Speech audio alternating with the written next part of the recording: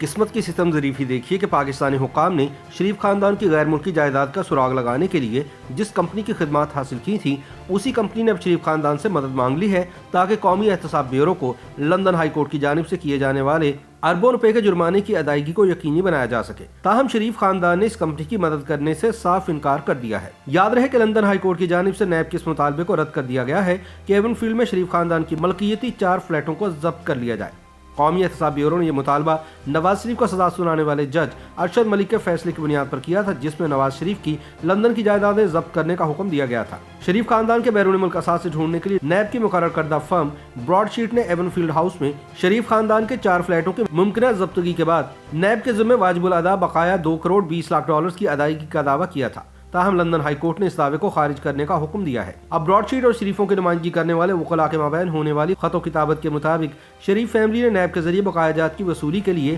Company کی مدد کرنے سے انکار کر دیا ہے۔ 6 نومبر سن 2020 کو شریف برادران کی قانونی ٹیم کو ای میل میں براڈ شیٹ کی نمائندگی کرنے والی قانونی فرم نے لکھا کہ ہمارا موکل اس وقت حکومت پاکستان کے خلاف دعوے کے نفاذ کی کارروائی کر رہا ہے۔ ہم دریافت کرتے رہیں گے کہ آیا اس دائرہ اختیار میں پاکستان کے پاس مزید اثاثے موجود ہیں یا نہیں۔ ہمارے خیال میں آپ کے موکل جانتے ہوں گے کہ پاکستان برطانیہ میں اپنے تجارتی بینکاری انتظامات کے لیے کون سے بینک کا استعمال کرتا ہے۔ کیا آپ کا موکل ہمارے موکل کی مدد کرنے کو تیار ہے؟ جواب میں شریف برادران کی نمائندگی کرنے والی لا فرم نے کہا کہ وہ اس انکوائری میں براڈ شیٹ کی مدد کرنے کو تیار نہیں اور کسی قسم کی کوئی معلومات بھی فراہم نہیں کریں گے۔ یاد رہے کہ براڈ شیٹ کو 20 جون سن 2000 کو آئل آف مین میں رجسٹر کیا گیا تھا اور اس نے مشرف حکومت اور اس وقت حال ہی میں تشکیل دیے گئے نیب کو مبینہ ناجائز دولت کے ذریعے خریدے گئے غیر ملکی اثاثوں کا پتہ لگانے میں مدد کی تھی۔ ایرانی نژاد کیوا موسوی کی زیر نگرانی چلنے والی براڈ شیٹ فرم اب عدالت کے ذریعے نیب سے اپنے بقایا جات وصول کرنے کی کوشش کرے گی۔ براڈ شیٹ کا کہنا ہے کہ یہ ایک ایسی کمپنی کی حیثیت سے تشکیل دی گئی تھی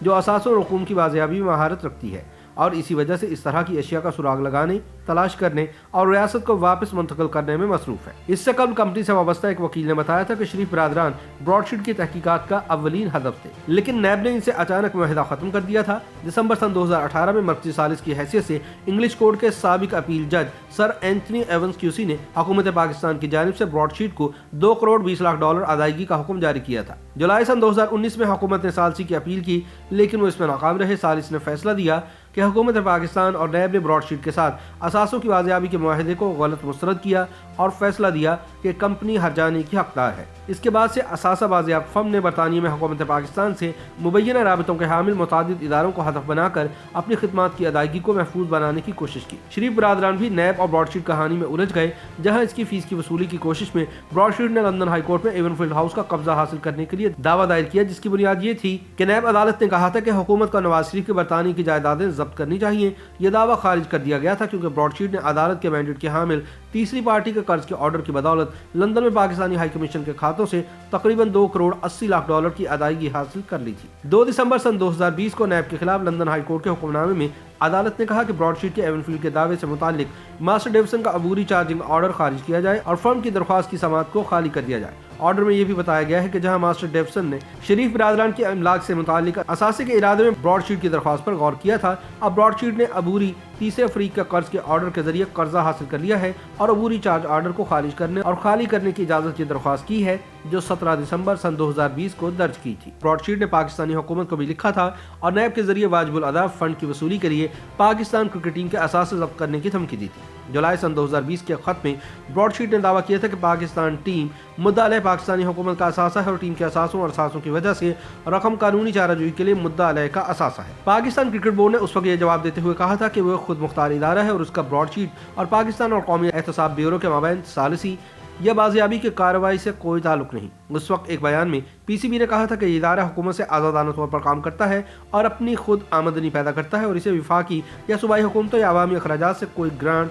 فنڈز یا رقم نہیں ملتی۔ اگرچہ پی سی بی نے کمپنی کے دعووں کو مسترد کر دیا تھا، لیکن براڈ شیٹ کے پی سی بی کو بھیجے گئے خط کو بین الاقوامی میڈیا نے بڑے پیمانے پر کوریج دی تھی اور یہاں تک کہ کرکٹ کی مشہور نیوز ویب سائٹ کرک انفو نے بھی اس کو رپورٹ کیا تھا۔ یہ میڈیا رپورٹس ایک ایسے وقت میں سامنے آئی تھی جب پاکستانی ٹیم کو انگلینڈ کے خلاف 5 اگست سن 2020 اور 1 ستمبر کے درمیان 3 ٹیسٹ اور 3 T20 میچز کی سیریز کھیلنا تھی۔